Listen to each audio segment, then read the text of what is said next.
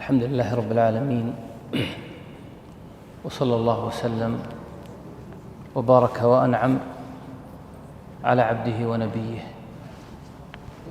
وصفيه وخليله محمد بن عبد الله عليه أفضل الصلاة وأتم التسليم. ثم أما بعد، فأحمد الله سبحانه وتعالى إليكم وأسأله سبحانه وتعالى أن يرزقني وإياكم علما نافعا وعملا صالحا. ثم أشكر الله سبحانه وتعالى على ما من به من هذا الاجتماع، ونسأل الله سبحانه وتعالى أن يوفقنا وإياكم لكل خير، وأن يصرف عنا وعنكم كل سوء وبلاء. أيها الأفاضل، لا شك أن مجالس الذكر مجالس مباركة،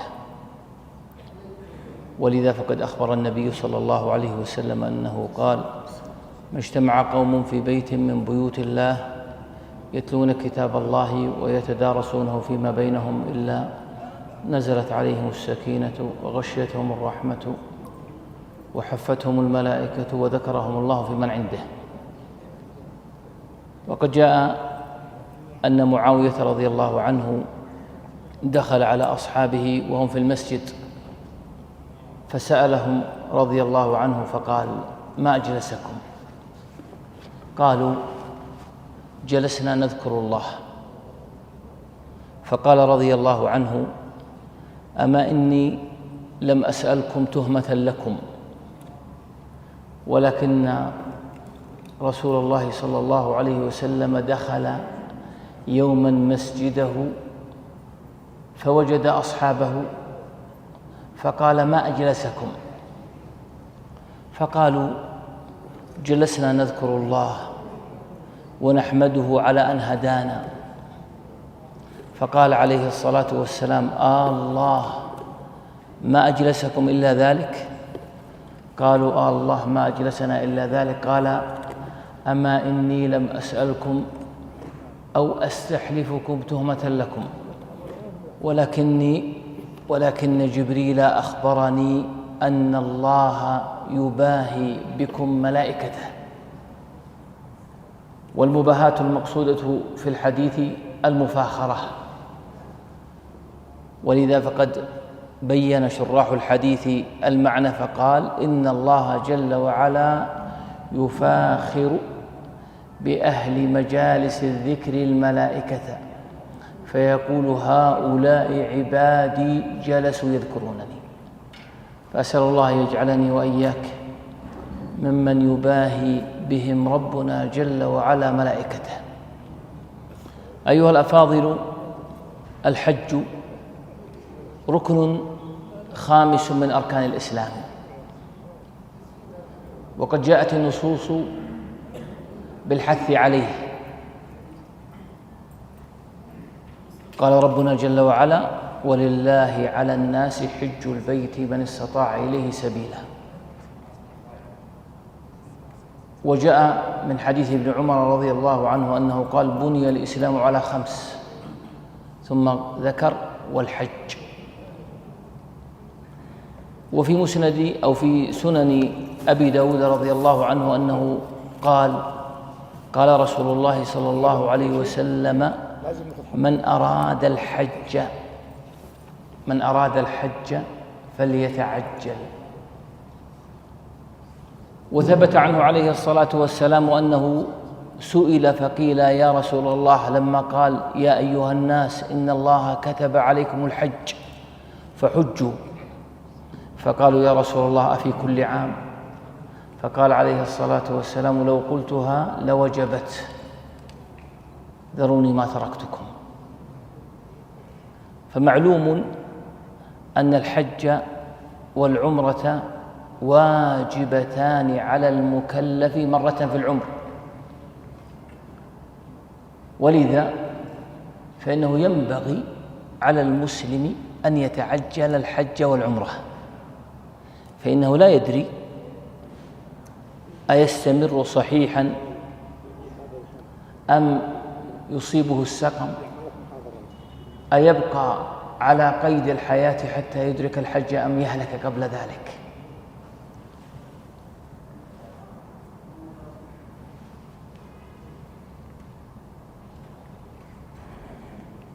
والرحلة إلى الحج رحلة إيمانية، ولذلك قال ابن كثير رحمه الله تعالى في تفسير قوله تعالى: وأذن في الناس بالحج يأتوك رجالا، قال: أوحى الله إلى نبيه حين خلقه وهو آدم النادي بالحج،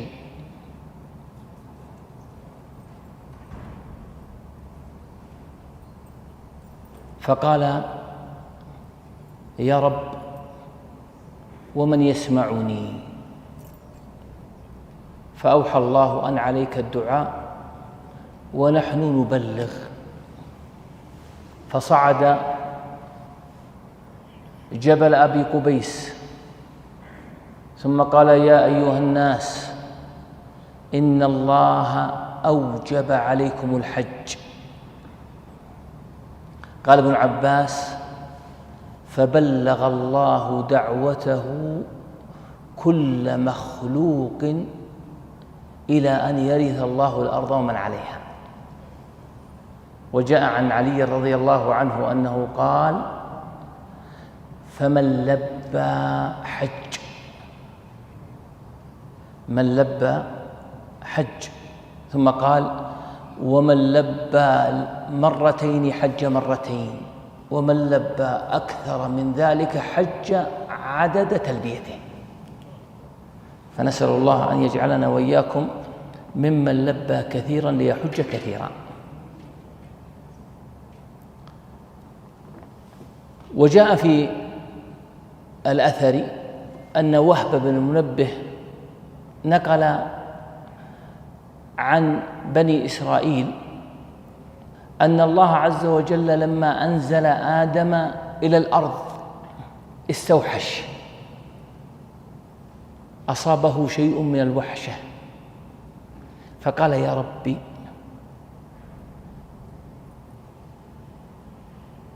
ألا تخلق من يعبدك في هذه الأرض فإن بي وحشة منها.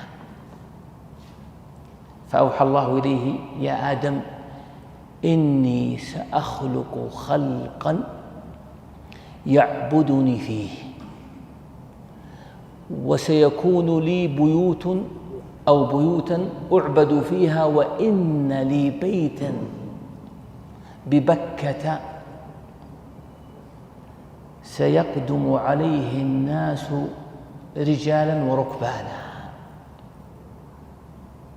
وأذن في الناس بالحج يأتوك رجالا وعلى كل ضامر يأتين من كل فج عميق. قال ابن عباس رضي الله عنه: ما أسفت على شيء أسفي أني لم أحج إلى بيت الله راجلا.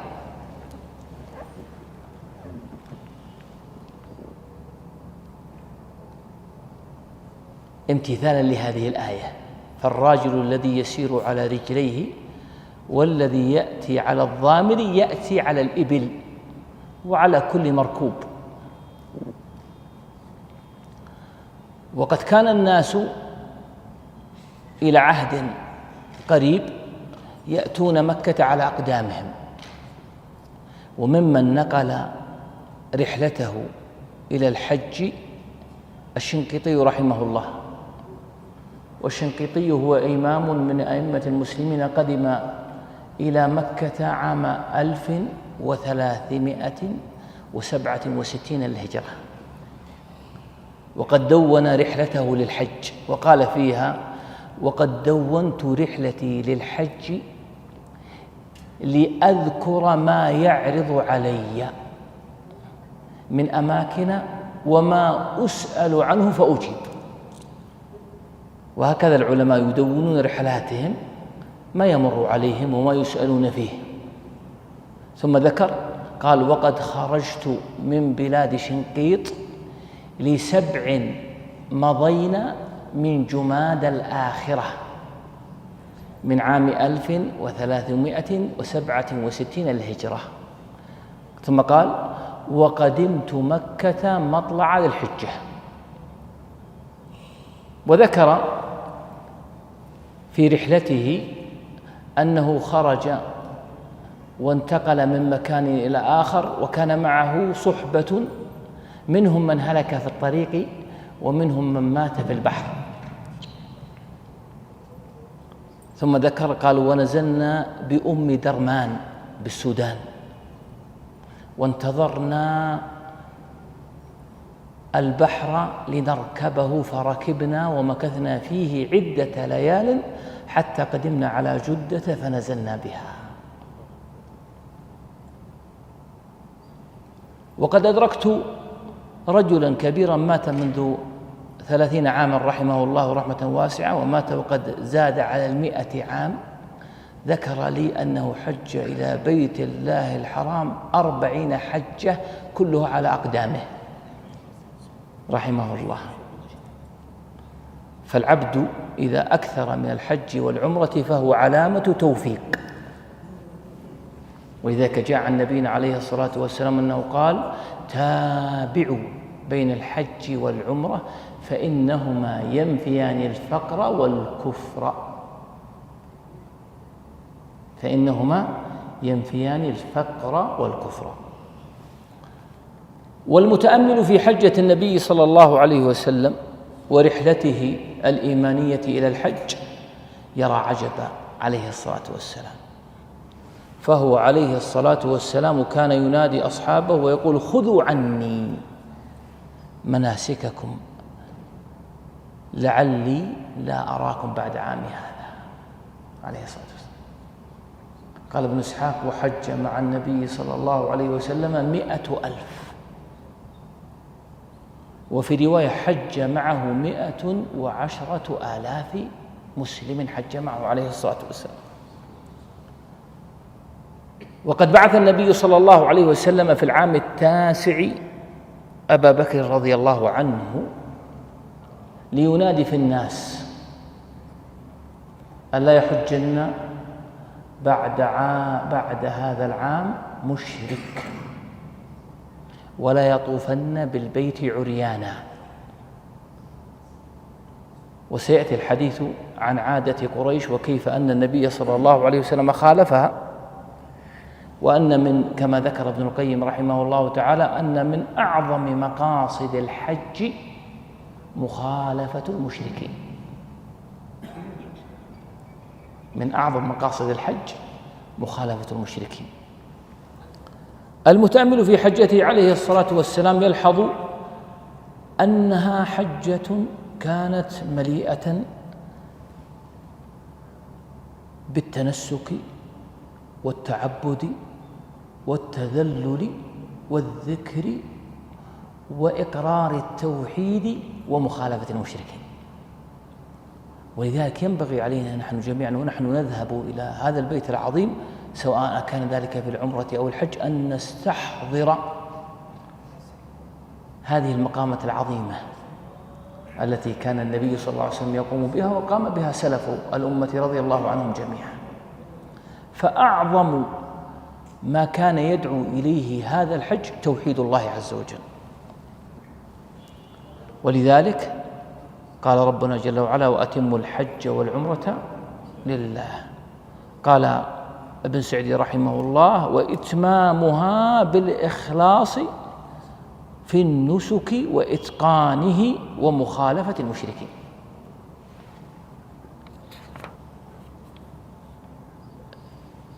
كان النبي صلى الله عليه وسلم في تلبيته للحج يلبي بالتوحيد. ولذلك قال ابن عباس: ولبى رسول الله صلى الله عليه وسلم بالتوحيد. ثم قال: فأهل وقال: لبيك اللهم لبيك لبيك لا شريك لك لبيك إن الحمد والنعمة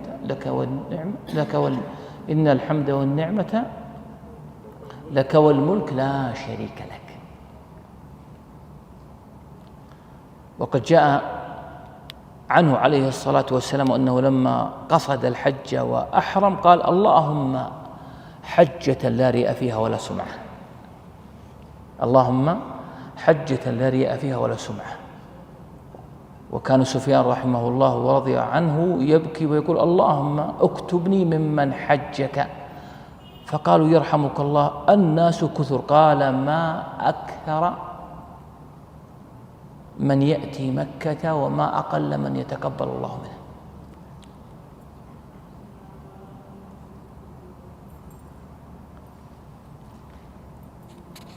وجاء عنه عليه الصلاة والسلام أنه قال: ما لبى ملب إلا لبى ما عن يمينه وعن شماله من حجر ومدر حتى يلتقيان. ولذلك استدل بعض أهل السنة بهذا الحديث على أن الأرض كروية، وأن هذا من إعجاز النبي صلى الله عليه وسلم، فقد أخبر بهذا وهو لا يعرف عليه الصلاة والسلام.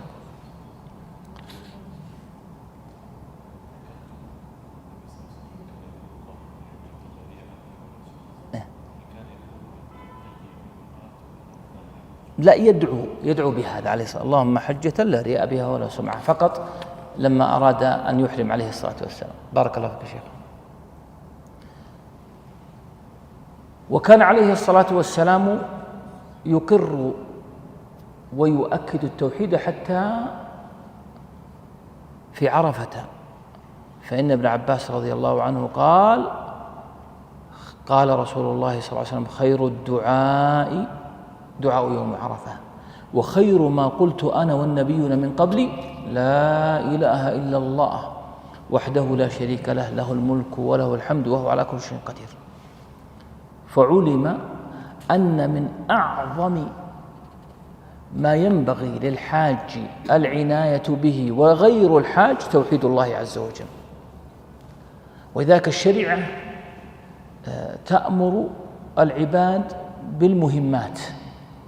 جاء في حديث معاذ رضي الله عنه حين بعثه النبي صلى الله عليه وسلم إلى اليمن، قال: وكان آخر ما أوصاني أن قال: يا معاذ لعلي لا ألقاك بعد عام هذا. فدمعت عيناه. قال: ورجلي في الغرز، يعني قد ركبت على الدابة. ثم قال: يا معاذ حسن خلقك للناس. ثم قال: إنك تقدم قوما أهل كتاب، فليكن أول ما تدعوهم إليه أن يوحدوا الله. فالعبادات أتت بتقرير التوحيد. ومما يدل على عناية النبي صلى الله عليه وسلم بالحج أنه كان يظهر تعظيمه لشعائر الله. ذلك ومن يعظم شعائر الله فإنها من تقوى القلوب. ذلك ومن يعظم حرمات الله فهو خير له. ثم قال ربنا جل وعلا: ومن يرد فيه بإلحاد بظلم نذقه من عذاب أليم. فتعظيم الله عز وجل مقصد عظيم من مقاصد الحج. ولذلك حين أتى النبي صلى الله عليه وسلم إلى الميقات اغتسل، والاغتسال هو التنظف والتطيب. والإنسان حين يغتسل ويتطيب فإنه يعظم الأمر الذي يقدم عليه.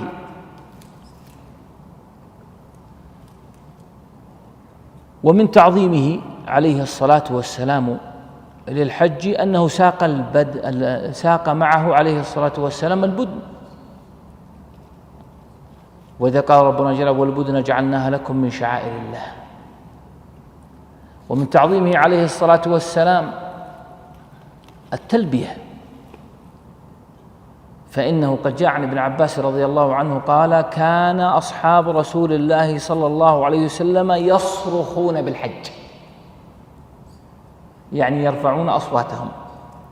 قال: وكانوا إذا دخلوا مكة قد بحت أصواتهم من الرفع بالتلبية. وكان النبي صلى الله عليه وسلم كما قال جابر في حديثه: كان عليه الصلاة والسلام يلبي منذ أن خرج من المدينة عليه الصلاة والسلام، وما قطع عليه الصلاة والسلام التلبية حتى رمى جمرة العقبة.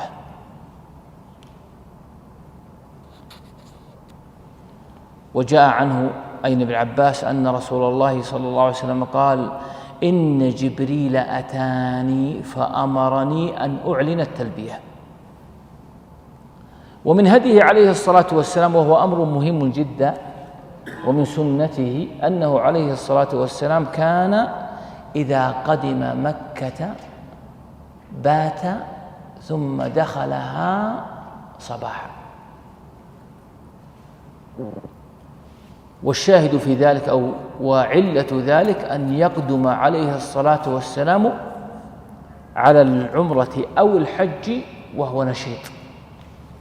قال ابن عباس: وكان النبي صلى الله عليه وسلم إذا أتى مكة بات بذي طوى.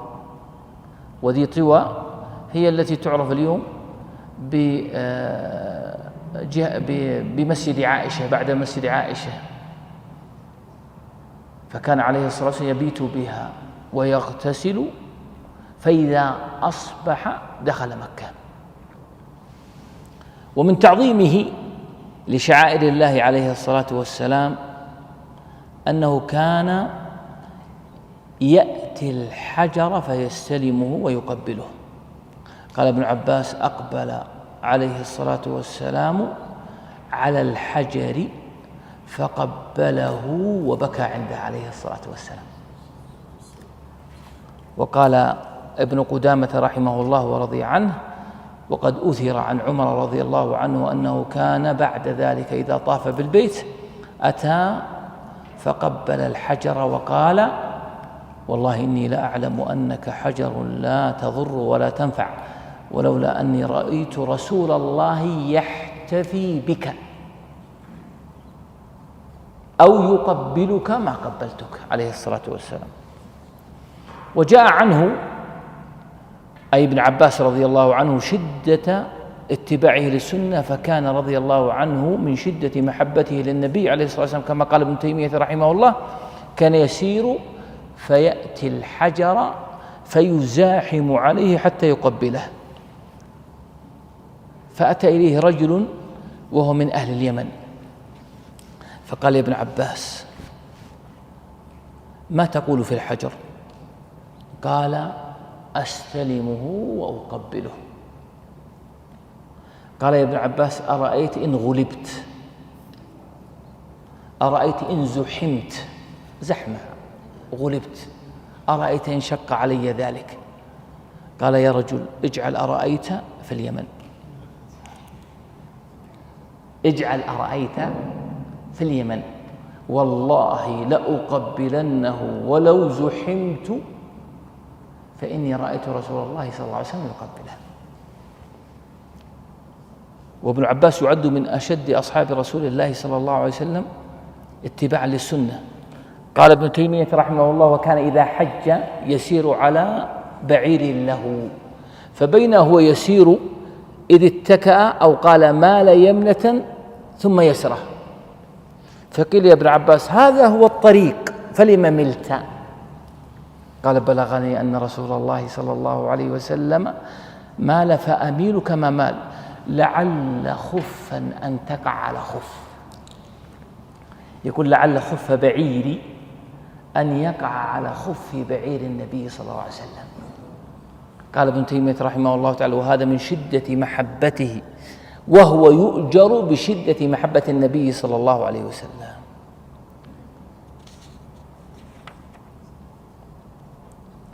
ومن تعظيمه لهذا الحج ولهذه العبادة العظيمة أنه عليه الصلاة والسلام كان إذا طاف بالبيت أتى المقام فصلى خلفه ركعتين. وكان عليه الصلاة والسلام معظما للشعائر، فكان يقوم ويطيل قيامه عليه الصلاة والسلام.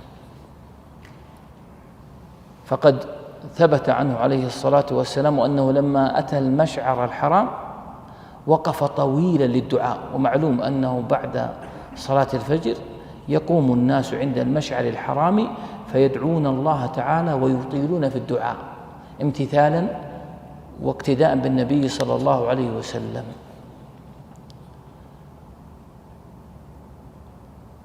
ومن تعظيمه لهذا المنسك العظيم أنه كان يقر مسألة عظيمة جدا، وهي البراءة من المشركين، وهي عقيدة عظيمة أتت الشريعة بها.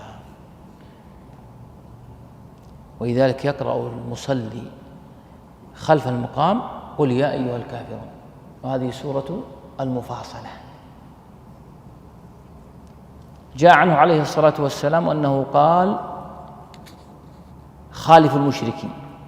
ومن مخالفته عليه الصلاة والسلام للمشركين أن المشركين كانوا إذا أفاضوا من عرفات لغير قريش أنهم يفيضون بعد أنهم يفيضون قبل غروب الشمس، ويخرجون من مزدلفة المشعر بعد طلوع الشمس، يخرجون من عرفات قبل غروب الشمس، ويخرجون من المشعر الحرام مزدلفة بعد طلوع الشمس. فخالفهم النبي صلى الله عليه وسلم وقال إن المشركين، إن أهل الشرك والأوثان يدفعون من ها هنا عند غروب الشمس، يقصد في عرفة، حين تكون الشمس على رؤوس الجبال مثل عمائم الرجال على رؤوسهم، فهدينا لمخالفتهم. وكانوا يدفعون من المشعر الحرام عند طلوع الشمس على رؤوس الجبال مثل عمائم الرجال على رؤوسهم، فهدينا لمخالفتهم. فكان النبي صلى الله عليه وسلم يوصي أصحابه عليه الصلاة والسلام بعدم الخروج من عرفة إلا بعد غروب الشمس. ولذلك جاء عنه عليه الصلاة والسلام أنه حين كادت الشمس أن تغرب واجتمع الناس فقال أيها الناس السكينة السكينة السكينة السكينة، ثم رفع رأسه عليه الصلاة والسلام إلى الشمس وقد آذنت على الغروب، فقال عليه الصلاة والسلام أترون هذه؟ قالوا قد رأيناها يا رسول الله. قال أما إنه ما بقي من الدنيا إلا كما بقي على هذه حتى تغرب، عليه الصلاة والسلام. أما إنه ما بقي من الدنيا إلا كما بقي على هذه حتى تغرب. قال شراح الحديث وكانت قد أذنت بالغروب لكنها لم تغرب، عليه الصلاة والسلام. ثم قال ألا إن البر ليس بالإيضاع، يعني ليس بالإسراع. ألا إن البر ليس بالإيضاع، يعني ليس بالإسراع، السكينة السكينة. فمكث عليه الصلاة والسلام حتى غربت ثم دفع. ولذلك كان عمر بن عبد العزيز إذا حج بالناس يقول أيها الناس أما إنه لا سبق لمن سبق بعيره ومركوبه، ولكن السبق لمن غفر الله له ذنبه. نسأل الله أن يغفر لنا ولكم وأن يبلغنا وإياكم حج بيته الحرام.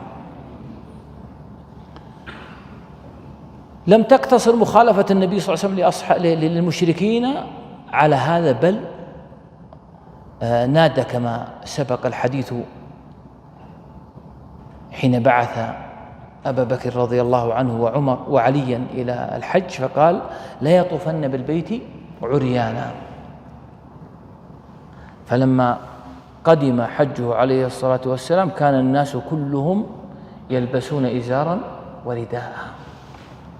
وقد كان أهل قريش في جاهليتهم يرون أنه لا كرامة إلا لمن هم يكرمونه، فيأتي الرجل ذا المكانة العلية فيعطى من ملابسهم أي من إزارهم وردائهم فيلبس ويطوف، أو إن كان ذا مكان أعلى فإنهم يأذنون له، وأما غيره من عامة الناس وضعفتهم فإنهم يلزمونهم أن يطوفوا بالبيت وهم عرايا.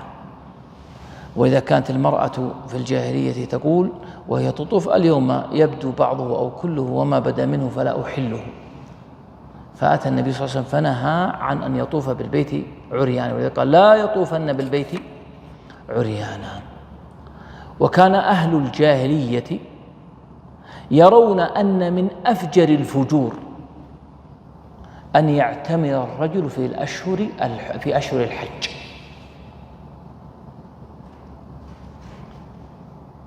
كانوا يرون أن من أفجر الفجور أن يعتمر الرجل في أشهر الحج، فأمر النبي صلى الله عليه وسلم أصحابه بالعمرة واعتمر عليه الصلاة والسلام.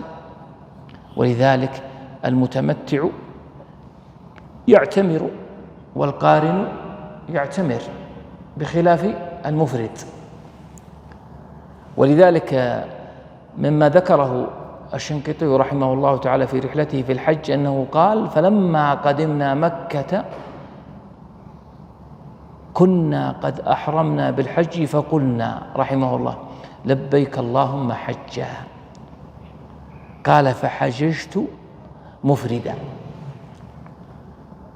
ثم قال رحمه الله ونحن نرى أن أفضل المناسك الحج بالإفراد.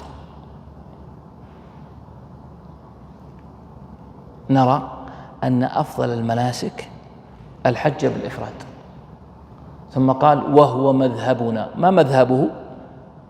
مالكية، وهو ما يراه الإمام مالك وعليه بعض أهل العلم، واختاره جمع من أصحاب رسول الله صلى الله عليه وسلم. ثم نقل أن ابن عباس وعمر رضي الله عنهم اختاروا ذلك. ثم ذكر رحمه الله قال وعلة ذلك، لماذا؟ قال وعلة ذلك أن إفراد الحج بسفر واحد مستقل أحب من الجمع. يقصد رحمه الله أن الإنسان إذا أتى إلى الحج وخرج من دويرة أهله حاجا قاصدا بيت الله للحج فإن إفراد السفر في الحج أعظم. معلوم أن المسألة فيها خلاف، لكن الذي يظهر والله أعلم أنه أهل هذه الدولة حرسها الله وحفظها، ومن يتردد على بيت الله أن الإفراد على قول الإمام مالك واختيار جمع من أهل العلم أنه أقرب، وإن كان التمتع كما ذكر بعض أهل العلم وهو الفتوى أنه أعظم أجرا وأكثر.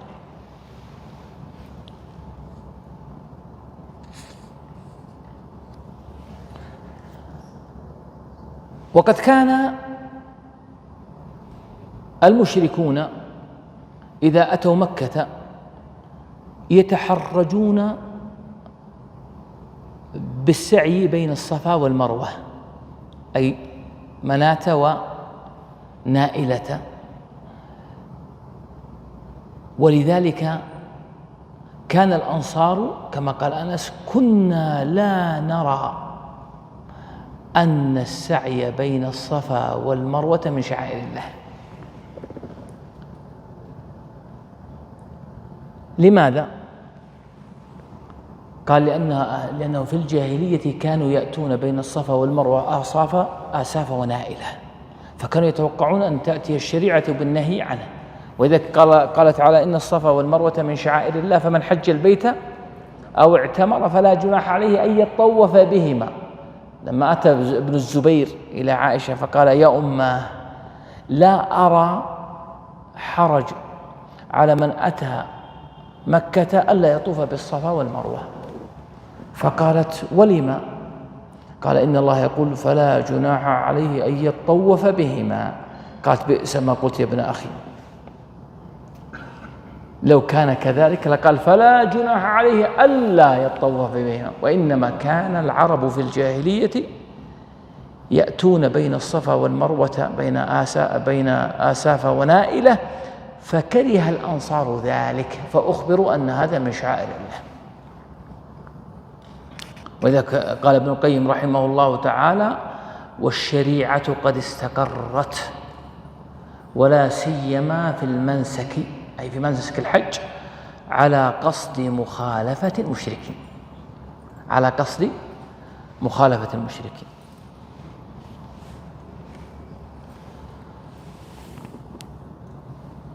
ومما أثر عنه عليه الصلاة والسلام في الحج والعمرة كثرة التضرع والمناجاة والدعاء لله عز وجل. ولذلك ثبت عنه عليه الصلاة والسلام أنه قال: الدعاء هو العبادة. قال شراح الحديث: والمعنى أنه أعظم أركان العبادة. والدعاء على نوعين: دعاء ثناء ومدح لله عز وجل، دعاء الثناء، ودعاء المسألة. ودعاء المسألة دعاء الطلب. وقد كان هذا واضحا جليا في حجة النبي صلى الله عليه وسلم. شكرا، جزاك الله خير، شكرا، بارك الله. وقد كان هذا واضح جلي في حجة النبي صلى الله عليه وسلم، فإنه كما نقل جابر رضي الله عنه عن النبي صلى الله عليه وسلم أنه قال: كان النبي صلى الله عليه وسلم يدعو الله عند الصفا والمروة ويقول: لا إله إلا الله وحده نصر عبده وأعز جنده ونصر الأحزاب وهزم الأحزاب وحده. ثم قال: يرفع يديه فيطيل في الدعاء. ولما نقل ابن عباس رضي الله عنه في حجة النبي صلى الله عليه وسلم قال: فلما صلى الظهر رفع يديه على صدره دعاء مسألة فمدها رفعها عليه الصلاة والسلام فما أنزلها حتى غربت الشمس عليه الصلاة والسلام.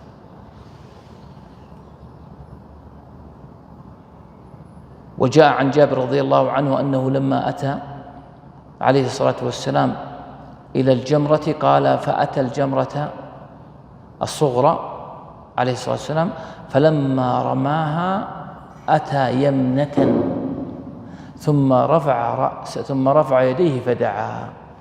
فقيل: كم مكث عليه الصلاة والسلام؟ قال: قدر سورة أو قدر قراءة سورة البقرة يدعو عليه الصلاة والسلام. قال: ثم رمى الجمرة الوسطى فذهب ميسرة واستقبل مكة ودعا فأطال. فقيل: كم مكث؟ قال: قدر سورة البقرة عليه الصلاة والسلام. ولا شك أن هذا الدعاء فيه دعاء مسألة ودعاء ثناء على الله عز وجل. ومما ينبغي التنبه له أن هذا الذي ظهر من حجة النبي صلى الله عليه وسلم ودعائه لله عز وجل أنه أمر يسير مقارنة بدعائه عليه الصلاة والسلام. فإن حجه عليه الصلاة والسلام كان حج ذكر ودعاء، وكان يظهر عليه الصلاة والسلام الدعاء في بعض المنازل ليقتدي أصحابه به، كما قال: خذوا عني مناسككم عليه الصلاة والسلام. قال ربنا جل وعلا: فإذا قضيتم مناسككم فاذكروا الله كذكركم آباءكم أو أشد ذكرا. فمن الناس من يقول: ربنا آتنا في الدنيا وما له في الآخرة من خلاق، نعوذ بالله.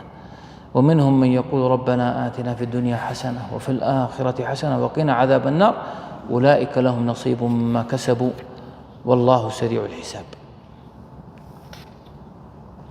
ومما يلحظ في حجة النبي صلى الله عليه وسلم أن أدعيته عليه الصلاة والسلام كانت أدعية جامعة عليه الصلاة والسلام. ولذا ذهب بعض أهل العلم إلى أنه ينبغي أن يتقيد الإنسان بما ثبت عن النبي صلى الله عليه وسلم. جاء عنه عليه الصلاة والسلام أنه كان يدعو بين الحجر الأسود والركن اليماني والحجر، قال كان يدعو فيقول ربنا آتنا في الدنيا حسنة وفي الآخرة حسنة وقنا عذاب النار. فنحن مأمورون باتباعه عليه الصلاة والسلام في دعائه عليه الصلاة والسلام. وكان عليه الصلاة والسلام خاشعا في عبادته، ولذا قال العلماء ولا يكون الخشوع إلا بحضور القلب، فإن القلب إذا حضر سكنت الجوارح وخشعت، فإن القلب إذا حضر سكنت الجوارح وخشعت. فكان عليه الصلاة والسلام حاضر القلب عليه الصلاة والسلام غير متشاغل بشيء في دعائه عليه الصلاة والسلام. وصف جابر رضي الله عنه النبي صلى الله عليه وسلم فقال كان يدعو وتفيض عيناه عليه الصلاة والسلام.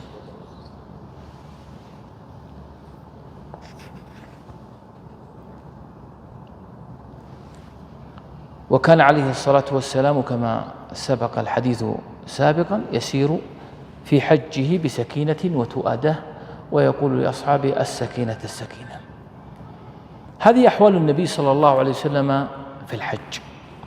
والمتأمل في هذه الأحوال يلحظ أنه عليه الصلاة والسلام أوتي عليه الصلاة والسلام حضور قلب وخشوع وسكينة. وكان عليه الصلاة والسلام يكثر لأصحابه أن يقول خذوا عني مناسككم. مما يلحظ في هذه الأزمنة ما يلي: أولا أننا وجدنا والله المستعان تفريطا كثيرا في الحج، ولذلك تعجب من بعض الناس الذي بلغ من العمر مبلغا وهو لم يحج، وهذا أصبح ظاهرة، أصبح أمرا ظاهرا التأخر في الحج. وحين تتحدث مع أحدهم فيتعلل بعلل واهية، يتعلل بعلل واهية، ولو أراد أن يسافر إلى أي مكان أو يقتني بعض الأشياء لبذل قصارى جهده. ولذلك قال ثبت عنه عليه الصلاة والسلام أنه قال من أراد الحج فليعجل، من أراد الحج فليعجل. وقد ظهرت هذه القضية بجلاء لما حدثت تلك الأزمة وهي كورونا، عافانا الله وإياكم مسلمين، كيف أن الناس بدأوا ينظرون إلى هذا الحرم نظرة يعني شوق، وكان أمرهم يسيرا وكان يسهل عليهم الذهاب سواء كان للعمرة أو الحج، لكن لما منع الناس أقبلوا عليه. ولعل هذا يعني من توفيق الله أن يوقظ الغافل، أن يوقظ الغافل، فإن الناس لا يعلمون ما الذي يحدث لهم. في المقابل تجد سبحان الله العظيم أن أناسا في مشارق الأرض ومغاربها إذا أقبل الحج تراهم يعني كما قال الله ولعل الذين إذا أتوك لتحملهم قلت لا أجد ما أحملكم تولوا وأعينهم تفيض من الدمع. تجد سبحان الله العظيم في مشارق الأرض ومغاربها إذا دخل شهر الحج وكان الإنسان في هذه الدول إما لعمل أو غيره، تجد الناس يبكون بكاء شديدا على الحج. ونحن اللهم لك الحمد في نعمة عظيمة، نحن في نعمة عظيمة، والله يسر لنا الحج، وما تبذله الدولة جزاهم الله خير الجزاء من أعمال جبارة حقيقة في خدمة الحجاج والمعتمرين. يعني هي قربة وهي حفظ لهذه البلاد، نسأل الله يحفظها ويحفظ قادتها ويحفظنا وإياكم والمسلمين جميعا. فالإنسان لابد أن يبكر وأن يعجل بالحج. ينقدح مسألة أخرى نسمعها كثيرا، وهي أن كثيرا من الناس يعني يحتجون على عدم فتح الحج للناس، هذه من السياسة الشرعية، وإلزام الناس بالحج كل 5 سنين مبني على أثر ذكره علماؤنا: من مر عليه 5 سنين فلم يأتي إلى مكة فهو محروم. فال5 سنوات مباركة، يعني كل 5 سنوات الإنسان يحج، يتقيد بالأنظمة، وأيضا يعني يتابع بين الحج والعمرة. وأما العمرة فهي مفتوحة للجميع، وإذا ينبغي على جميعا أن نحث إخواننا ومن نعرف من أقاربنا ممن تجاوزوا. أنا أدركت أو قابلت أناس يسألون عن الحج وأعمارهم يعني 52 و53 سنة، ويقول يعني أنا أريد أن أحج، فكيف سبيل الحج؟ وقد انتهى الناس يعلنون الحج من رمضان وشهر شوال، وهو الآن توه يفيق يقول أنا لم أحج. هذا نسأل الله العافية من الحرمان، نسأل الله العفو والعافية. نسأل الله عز وجل أن يحفظنا وإياكم بحفظه، وأن يتقبل منا ومنكم صالح القول والعمل، ونسأله سبحانه وتعالى أن يرزقنا وإياكم حج بيته، هو ولي ذلك والقادر عليه. تفضل.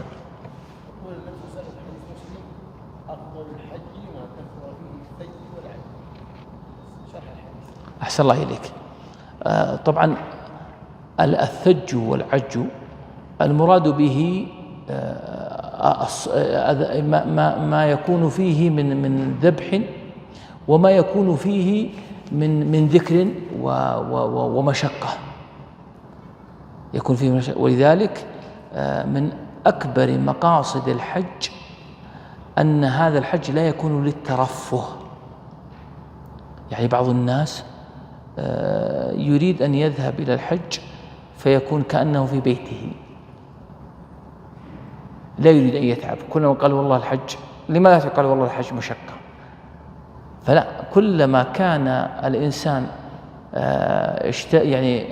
يعني تعب في الحج فإنه يكون أجره أعظم، كما قال النبي صلى الله عليه وسلم لعائشة: إنما أجرك على قدر نصبك، على قدر نصبك. فكلما تعب الإنسان كلما كان أجره عند الله عز وجل أعظم.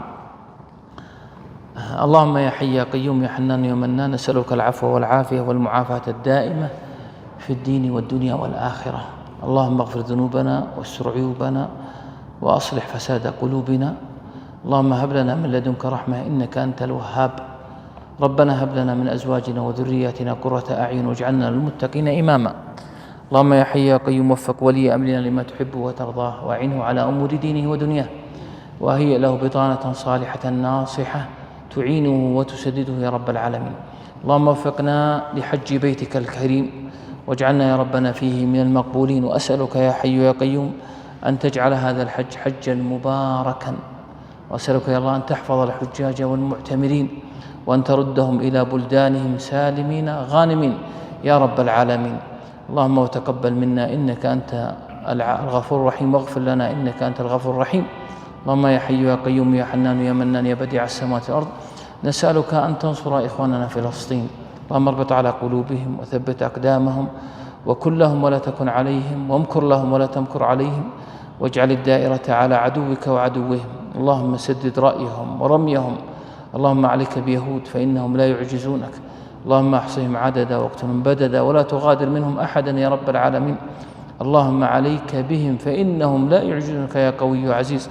اللهم بلغنا صلاة في المسجد الأقصى يا رب العالمين، وتجاوز عنا وعن المسلمين. وصلى الله وسلم على نبينا محمد. هذه هدية لكم من الجامعة. الله يجزاك الجنة، الله ينفعكم، الله يتقبل منه ويغفر لنا ولكم. جزاك الله، جزاك الله خير، شكرا. مجموعة كتب الله يتقبل ودنا. والله الشيخ هذا نعطيه منها ولا ما عندك شيء؟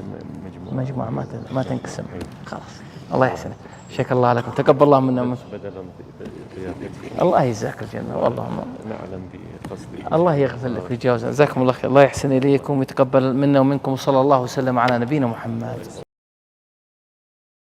جمعية الدعوة والإرشاد وتوعية الجاليات بأبها، بالدعوة نحيا.